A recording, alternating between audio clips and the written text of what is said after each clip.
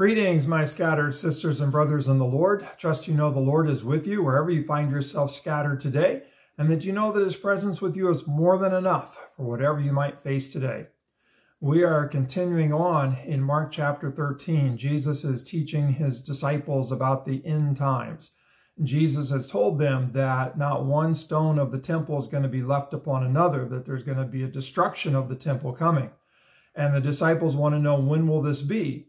And so Jesus takes this opportunity to teach them about the end times. And it gets a little confusing because some of those end times are a reference to the destruction of the Jerusalem temple, and that's going to take place in AD 70. But other parts of the teaching are about the ultimate end times when Jesus returns. And whichever way we go in terms of end times, whether it's the end times of AD 70 or the ultimate end times of all time, there are principles for maybe end time living that we begin to see. And so we notice that one of those principles is that you're going to be put on the spot. And so be prepared to answer and for your faith in Jesus and endure to the end, whether it's the ultimate end or whether it's kind of an intermediate end. Today we pick up where Jesus is going to speak about an abomination of desolation. So I'm at Mark 13:14. But when you see the abomination of desolation standing where he ought not to be, let the reader understand, then let those who are in Judea flee to the mountains. Now, this abomination of desolation, the language comes from the book of Daniel. And in the book of Daniel, what we discover is that Daniel is prophesying that there's going to be an abomination of desolation in the Jerusalem temple. Well, that happened the first time, at least, in terms of about 167 BC. And a ruler by the name of Antiochus Epiphanes, he set up an altar to Zeus in the Jerusalem temple and totally defiled the place. And eventually that altar was removed and the temple was cleansed. And Jesus is using that language to talk about the abomination that's coming. And some see this as not simply an altar or an idol to Zeus, but some see this as the Antichrist showing up in the temple and being demanded to be worshipped. And others would see it as simply the Romans coming in and taking over the temple. And eventually the Romans destroy it in AD 70. Well, let's continue on.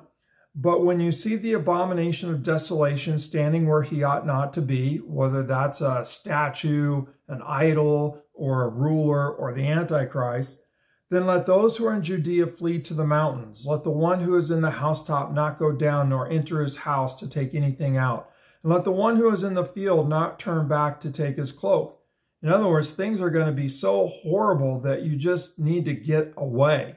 Don't go back to get anything. And alas, for women who are pregnant and for those who are nursing infants in those days. Pray that it may not happen in the winter. For in those days there will be such tribulation as not been from the beginning of the creation that God created until now, and never will be. And so things are going to be absolutely horrendous. I mean, that's why it's end times. It feels like things cannot continue on the way they are. And it's not just in the world, but it was in the temple as well. And so that the place of worship had become so defiled with the worship of other creatures, other beings, humanity, as opposed to the worship of God. And if the Lord had not cut short the days, no human being would be saved. But for the sake of the elect whom he chose, he shortened the days. And then if anyone says to you, look, here is the Christ, or look, there he is, do not believe it. For false Christs and false prophets will arise and perform signs and wonders to lead astray, if possible, the elect. But be on guard, I have told you all things beforehand. This is what I want to focus in on. Yeah, things are going to be so bad that even in the church, people are rising to lead others astray. But here's the good news. The Lord cut short the days. That the Lord knows when to say, that's enough. And God only knows that. But the hope that we have, the assurance that he has, is no matter how bad things get, God will cut short the days of evil before evil can totally win, before evil can totally destroy God's people. And so that's where I find hope in our passage today, that the Lord knows the times. I might not know them except that they're evil, but the Lord knows when to cut short the days of evil, that the elect might be saved, that the chosen might be rescued.